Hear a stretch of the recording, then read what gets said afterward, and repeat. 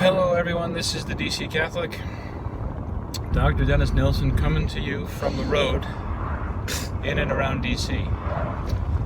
It is February 19th and I want to talk to you today about the Irish election and the history of rebellion behind present-day Irish politics.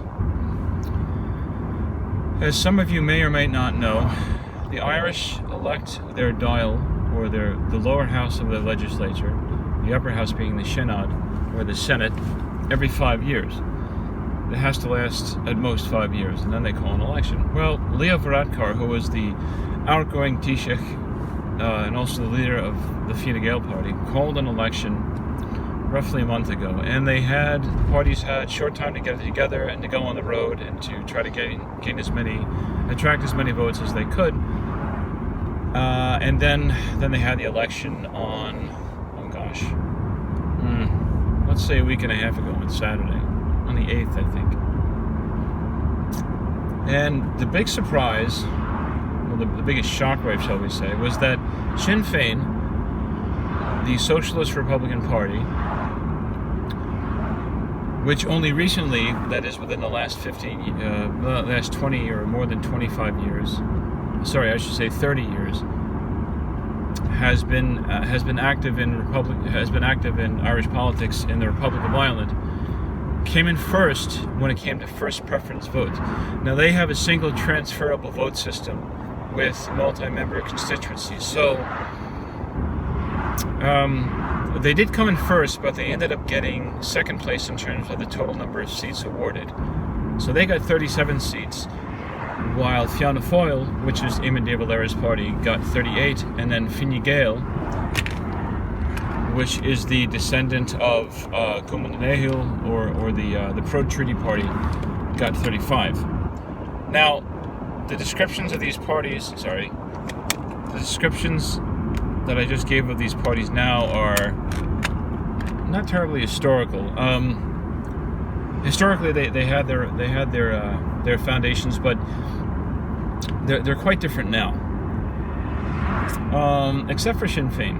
Sinn Féin has always been a socialist party, but recently they tried to hide the fact in order to get a majority or to get more votes in the Republic and also in the North too.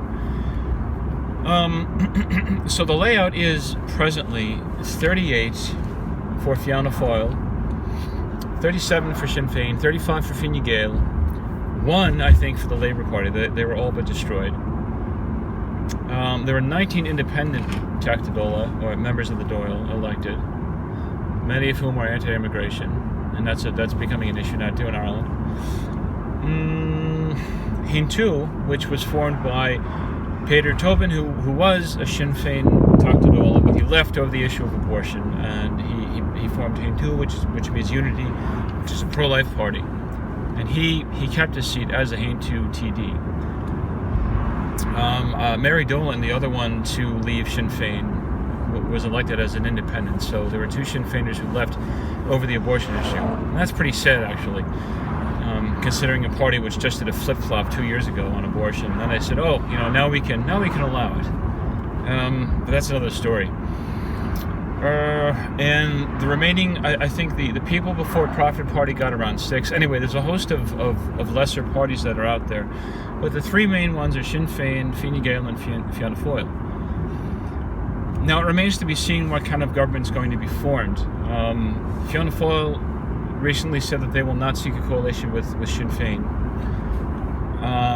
So it's looking like they're going to have another election, because this is what happens when you don't have a majority or none of the parties agree to a coalition. Same thing is going to happen in Israel. They've already had 2 elections for the Knesset, and they're going to have another one, most likely. But enough of that. So. But anyway, Sinn Féin is a socialist party, and they've, as I said, they've never hidden the fact, but they've minimized it to the point where a good portion of the electorate in Ireland has now become fed up. I think it's more because they've become fed up with Fianna Fáil and Fine Gael, both of which parties have bought into the banking system, the capitalist world economy, and just and went along with it. And they can't seem to rarely find the common good in any of their policies. But Sinn Féin claims they can, and it means socialism. Unfortunately, in a country which, until very recently, was Catholic, socialism is always looked down upon as forbidden, because the church says it can't be held by a Catholic, because it denies private property, and it just gives too much power, too much authority, too much area of control to the government. Now, this went back to the 19th century with in France and in Germany, equal condemnations of Marxism and also socialism in France and Germany. So, what does this mean? So, the problem, I think, behind all of this is the history of rebellion. So, as you listeners certainly know, the present independent Irish Republic, the Republic of Ireland, was founded in 1921 or 22. Forgive me if I'm off by that. With the acceptance by both parties of the Irish of the War for Independence of the Treaty of 1921 between the United Kingdom and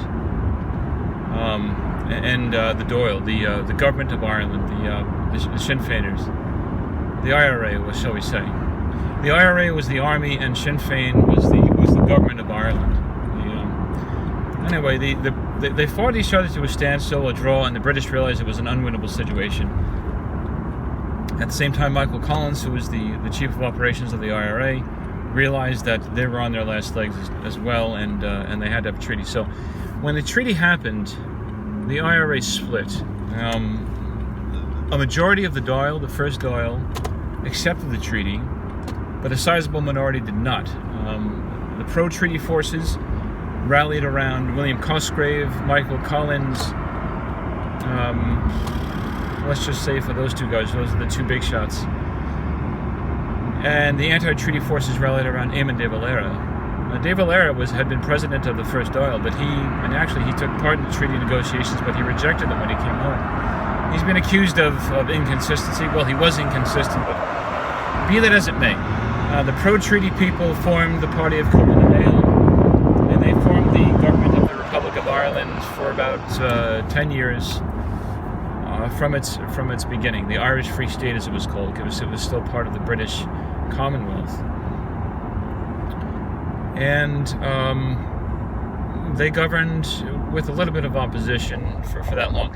In 1926, Fianna Fáil became, or I should say in 1926, the anti-treaty Sinn Féin people split into those who still rejected the Leinster House government, as the Free State was called, and those who realized that, or who believed that the only way to get anywhere to advocate their policies was through constitutionalism, through constitutional government.